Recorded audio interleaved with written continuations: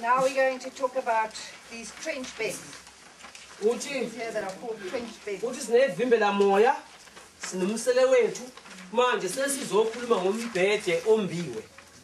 And now a trench bed is a bed that we designed specifically to hold a lot of water and to have a lot of fertility.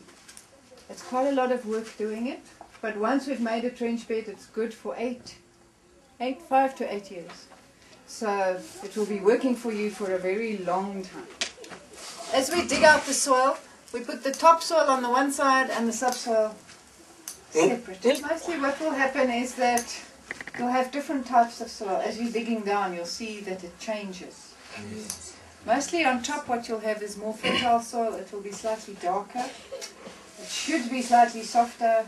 It should have more organic matter in it. Some bits of sticks and manure and grass and a bit of leaves and insects and some life in it. In areas like these where you have quite a lot of erosion, it's very difficult to tell now what is topsoil and what is subsoil because a lot of your topsoil is gone. So sometimes what we were walking around outside there and measuring on is sort of subsoil already. It's not topsoil. The thing with trench beds is if you've got really bad soil, you can build your soil with this. You can make nice soil. So what we then do is now we're going to build up. It's almost like we're making a compost heap inside the ground. But the tins also have another function. They provide a bit of air in the bottom of your trench because now there's lots of water gathering in there and it can sort of fill up a bit from the bottom and you can get too much water in the bottom, so it provides a bit of air space there so your bed can breathe. Just like people, we need to breathe.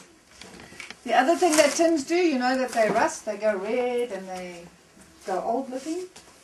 As they're doing that, they're giving off bits of iron because the iron is reacting with the air. Oxidizing. And iron is one of the nutrients that plants need. They don't need it in large quantities, but it's good for them to have, just like people. We need some. On top of that, we put a layer of grass or sticks or maize stalks or weeds or kitchen wastes, anything green or brown, anything plant material, any plant material. You stamp it down a bit, then you add manure. And you add the manure until it covers all the grass. You can't see the grass that you put anything.